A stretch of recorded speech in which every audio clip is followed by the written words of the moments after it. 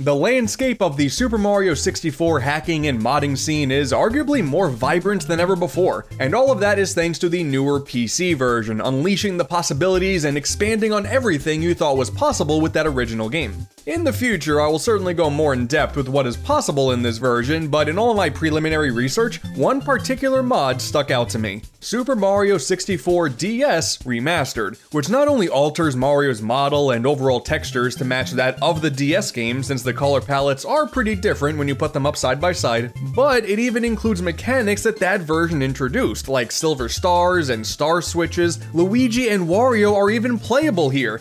They don't play exactly like they did in the DS game, but the fact that this is even possible is incredibly cool. We are inching closer and closer to basically a 64DS native PC port, and I am all here for it.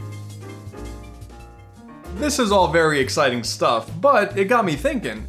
Well, surely there has to be some hacks specifically for the DS game, right? There's already so much you can do with the 64 game, why would anybody even bother with the DS game? Well, I am happy to report that while it is not as robust and vibrant as what the 64 game has to offer, Super Mario 64 DS, hackers have done some pretty cool things with it. You probably saw in the thumbnail of the video that there's an Among Us crewmate there, just nice and just front and center. We're gonna go on a journey today. For those out there not totally kept in the loop here, no, Super Mario 64 DS is not just the original game dropped onto a handheld, though that is currently an option thanks to all of the decompilation that happened a few years back. One of the beautiful things about the N64 game was you just got dropped in as Mario, and outside of star requirements, you very quickly had freedom to do whatever you wanted. In the DS version, well, now we have extra characters to consider, starting with Yoshi and unlocking everyone else throughout. Some missions are locked behind specific characters and their abilities, and obviously on a technical front, concessions had to be made for both the art style thanks to the lower resolution, and control thanks to the lack of analog stick. Nintendo really showed off their first true 3D handheld console by porting a game where the original selling point at the time was its analog control onto a device that didn't have an analog stick. This company's great. I love Super Mario 64 DS. Strictly speaking on content, I think it's superior to the original. It's just not the most ideal way to play in terms of overall comfort. A three-dimensional game with the D-pad and you have a run button and it's just it's gross. Which gives me great pleasure to say that due to relatively basic emulator options, we can get what is, in my eyes, the definitive way to play this game. For many out there, sure, there is an inherent charm to how 3D games looked and played on the DS. You get sort of a PS1 styled aesthetic going on here, with these wide open 3D areas with the chonkiest pixels you ever did see, and I am a fan of it. But man, as easy as flipping a switch, you can now up the resolution, making it so you can actually see what all these art assets were supposed to look like the entire time, and you can even run it in widescreen. It is surreal to see that this is the same game. And realistically, it's not like there's a ton of noteworthy 3D games on the DS, and it is so cool to see what's possible with just a little bit of extra horsepower and the proper patch. This whole widescreen DS game thing has even been extended to a few other games too. We got Mario Kart DS, Sonic and Sega All-Stars Racing, and even Pokemon Black and White. Just the overworld stuff seems to work, the battles not so much, but still, it's super cool. But I gotta tell you, nothing tops the fact that there is also an analog mod for this game too, giving this game the proper analog stick support it always needed. You tilt the stick a little bit and then they walk, and then you full tilt and then they go. You don't need a run button, it's glorious. It's a little more complicated to set up than a traditional hack, I will admit, but once it's there, it is really hard to go back. This is perfect. Just wiggling back and forth as Yoshi with ease, it is a dream!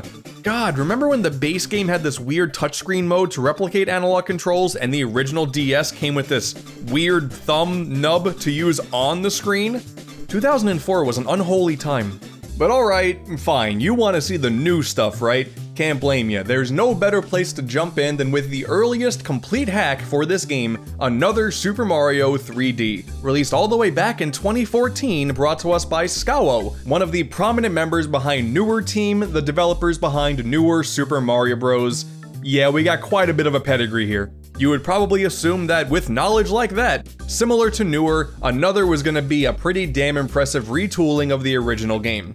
And yep, We are immediately dropped into a new and kinda demonic hub world that actually lets you explore around the castle. That's a nice change of pace, and once you're inside, all of the interior is new too. The layouts are completely different, the music is a bit more menacing, and within the castle walls we have 7 brand new full levels to explore, as well as 10 smaller levels that only have a few missions each. In total, there are 73 stars to collect. This is a fully complete game, and honestly, this was a blast. Everything is pretty compact here. All of the levels work with familiar tropes, but the designs are all new and really not all that big. Getting in and out of stages goes by really quickly, and I actually like that a lot. Nothing here feels bloated, but it all still feels original. This hack also shows some of the possibilities that the DS provides that you can't get out of the base 64 game. Like having the map on the touchscreen. It really helps with the game's pacing since you never have to wonder where to go next. You can dive into a level you've never been to before and get in and out with no problem. Yoshi plays a critical role in the early missions, that's to be expected, and then you have some items like the Mega Mushroom showing up,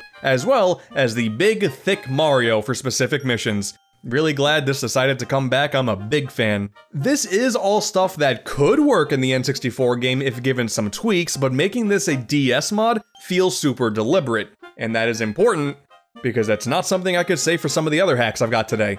This may be an oldie, but it's definitely a goodie. Highly recommend this one. And then, that was it for a while actually. Another Super Mario 3D released in 2014. A bulk of the other hacks that we're going to talk about today released in 2018 and beyond. A couple of small hacks did release here or there. In the meantime, it is kind of hard to get a full timeline going here of the history. But really, after 2014, there was nothing substantial. We had a full-blown hack all the way back then, and then for a few years the other hackers were like, nah, I'm good. I've had enough.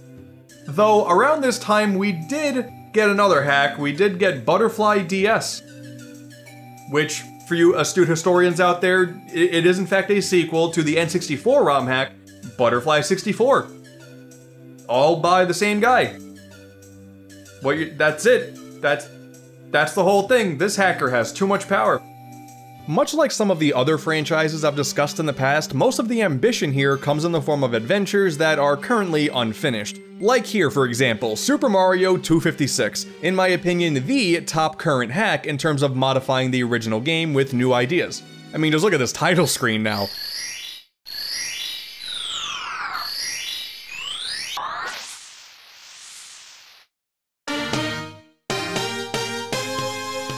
Showing off in the first few seconds, I love the ego. Structurally, we are charting familiar territory, but before long, new mechanics start to bombard you. You got the flipping panels from Galaxy, those are here. Quite frankly, there's also a lot of Galaxy influence sprinkled throughout, and you are not going to see me complain about that. I am all for that. Do you want to change between any character on the fly, including Peach and Toad? Well, you can do that, of course you can. All of the stages now have these fancy star selection screens, opening cutscenes, new music, collectible star coins, new power-ups like the Cloud Suit from Galaxy 2, or even turning into one of the Tox boxes. That was unexpected. That's really, really awesome. There are enemies that are showing up from all over the Mario universe, and sometimes there are more drastic changes between individual missions, like suddenly the world getting dark after it was nice and sunny in the previous mission, and in this example, you get led up to the top of this mountain to take down an evil Magikoopa, a boss fight that was not in the original game. This is all wildly impressive. I will say though that sometimes it is a bit too ambitious for its own good. The camera clearly needs a lot of work for some of these areas to ease on the frustrations. Some of these areas are just a little bit too tight. But in general, man, I am loving what I'm seeing here. I cannot believe this is possible in that engine. A New Beginning is another impressive feat brought to us by the same hacker that gave us Mario Kart DS Deluxe, which, if you remember, I love that one too. You could play as Diddy Kong, who's clearly seen some shit. That's great. First thing, we get dropped off in Toad Town from Mario Galaxy with the observatory theme playing in the background. Oh man. You're playing with my heart here, hack. It gets you some easy points, but I just want you to know they're cheap points. Now in terms of mechanics, there is nothing as revolutionary as 256 here. Instead, things were developed to better suit the restrictions of the console. Locations are a lot bigger in scope, avoiding the narrow hallways almost entirely, leading to a camera that is barely ever an issue. Thank goodness. This is all simply showing off a lot of potential in an adventure that gives us a brand new castle, filled with brand new secrets, and levels that use brand new theming rather than reusing other assets. There is so much unfinished with the build that I played, but damn it, there is a slide section on an F-Zero track with pictures of Mario from the 1993 Mario movie, and you will not hear me complaining about this, no siree whatsoever. This is great. After that, well, we start diving more and more into the unfinished hacks that have very, very little to work with in regards to what's currently playable, but again, they have promising futures. Super Mario Journey Lane got this one sizable lakeside level where collecting the stars does not kick you out to the hub world. That's pretty cool. And then I also found a newer build of this one with essentially a recreation of Luigi's Mansion, filled with a bunch of new obstacles and a familiar environment. That's really neat. Getting to run through the mansion as a more traditional platformer is such a fascinating concept. I'm surprised it took this long for me to play something that gave that a shot. What is currently available is pretty fun, but thanks to a recent trailer for the hack, clearly the scope of this one is just getting bigger and a whole lot more varied, so this is definitely one to keep your eyes on. It seems like, similar to the last hack, there's going to be nothing new in terms of mechanics, but man, I just love the idea of getting new adventures with existing concepts like this. Some of these stages look great. Bro, and the story apparently starts with Mario escaping prison. Finally, the sequel to Mario Sunshine we've always wanted. Next up, we have Mario's Holiday, following the same trend of giving us a new hub worlds to run through, and the music is from Bomberman 64. So, you win easy points just by acknowledging that game's existence, thank you so much. And also, the game has auto run enabled, so you no longer need a run button. It's pretty disorienting to get used to, I'm not gonna lie. There's only 2 levels in this one, there's a carnival and a cruiser ship, and this one also doesn't kick you out of the level after getting a star. Oh, thank God. If this is a new standard going forward for these hacks, then sign me up. It seems like such a minor thing in the grand scheme of things, but I love that gameplay loop way more. I'm not entirely sure what the whole holiday name is all about. Maybe it's because the levels are based off of holiday vacation ideas, you know, going to a colorful fair or going on a cruise. Makes sense to me. You can make like a water stage based off of Splash Mountain. That would be kind of cool. For Super Mario Star Quest, I had similar expectations, but oh boy, this hub world does not really give me much promise. So by explicit definition, this is a Super Mario 64 styled adventure. You jump into levels, they have stars, and you get them. This is like the smallest game I've ever seen in my life. A grass area, an ice area, a desert area, and a lava area with the tiniest levels I've ever seen in my entire life, with missions that take like 30 seconds to complete. Honestly, the fact that the creator fit multiple missions into areas that are 2 square feet big, that's the most impressive part. This is such an odd Star Quest. I'm assuming this is probably the first hack the creator made because it clearly shows, but if it's not the first hack, well, I'm sorry about that. That's just how it feels. On the bright side though, there is a sequel, Mario's Trip. It's just like a singular level, but I mean, hey, things look a little more interesting here. An upgrade is an upgrade. Nicely done. But then on the brightest of bright sides, the creator finally took off the creative handcuffs and decided to go all out. Soon after Star Quest, we got OK 64. Like, based off of some Discord emote, I guess. I can't really find any proof that that's actually a thing, but damn it, I'm intrigued. We got levels that are slightly larger in size and a little more varied. There's a boss fight. You can inflate finally. I've been missing that one for a while. That's still terrifying looking, but hey, it's cool that it's here now. Every character looks really scary now too. Man, I'm just so tired. There's multiple games in this little sub-series too. They're not the longest hacks in the world, but the fact that there's like a continuity going on here, did not see that coming. There are more OK 64 DS games than there are Star Tropics games. What a disgusting world we live in. What is this face? Sleeping's gonna be a little difficult going forward. I love the potential of this next one's idea, a recreation of 64DS's beta, back when it was called 64x4. God, you see, I always thought that name was a whole lot more clever than 64DS, but fine, the final name is a little more corporate, I guess. Who wants fun, anyway? If you ever watched any of the old footage of that beta, you could see that there are a lot of small things that were different than the final game, like being able to explore around the entire castle, more beta-looking textures here or there, a different-looking star. You know, there's not much to it. It's not like there was a whole lot known about 64x4 anyway, judging by the few screenshots that still exist, but quite frankly, any effort to bring life into a game's beta elements, I am all for that. Oh boy, look at that original prototype fat DS, man! Oh my god, orange on silver!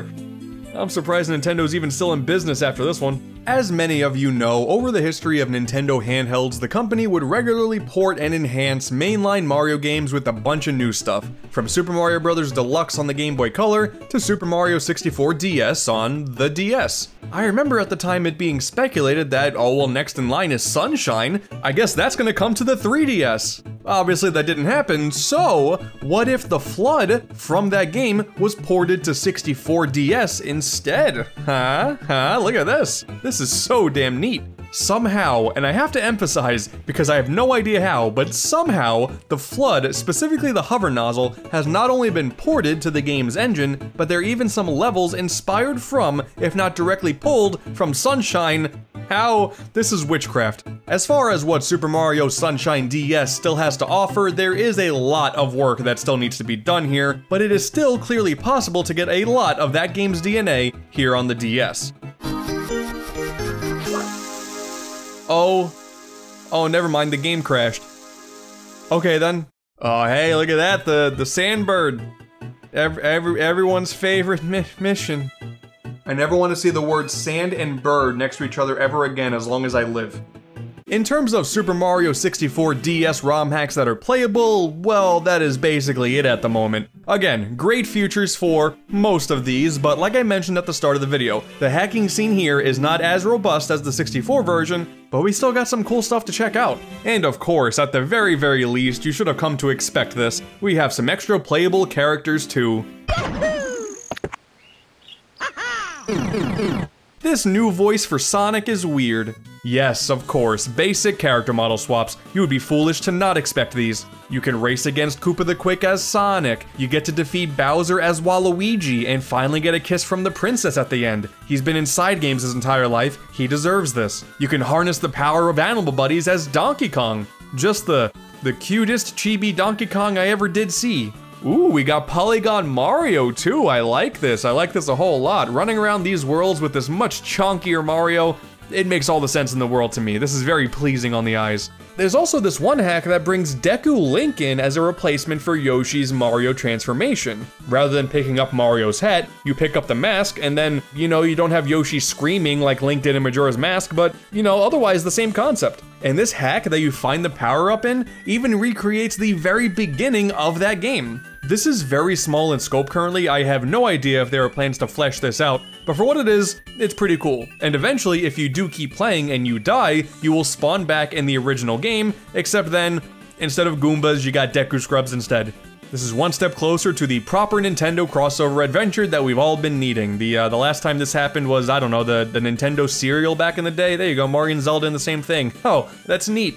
And oh boy, okay, I almost forgot about this one, but on the topic of Donkey Kong, I did kinda lie. Here we have one more playable hack, a little recreation of Donkey Kong Jungle Climber, eh? Remember that game? Yeah, of course you don't. Oh my god, this Donkey Kong. God, this is so cursed. He is baby. Don't make fun of the baby. So this overworld map is a 3D recreation of the first overworld map from the source game, and that's kind of cool, but when you get into the levels here, oh my god, we got a full-on side-scrolling stage with major Donkey Kong Country Returns vibes. That's awesome. There's even these barrels that shoot us into the background, and this layout is from that one stage in Super Smash Bros. Oh wow, I am loving this way more than I thought I was going to. Oh dude, the Shadow stage is here too? This is wild. Oh my god, and Xananab is here as well! Wow, my favorite character. Man, Jungle Climber was weird. It's a shame nobody played it. And arguably the best part of all, we get DK's butt exposed to us for the entire game. Thank God. And then we finally reach the land of untapped potential and promises via screenshots and/or trailers.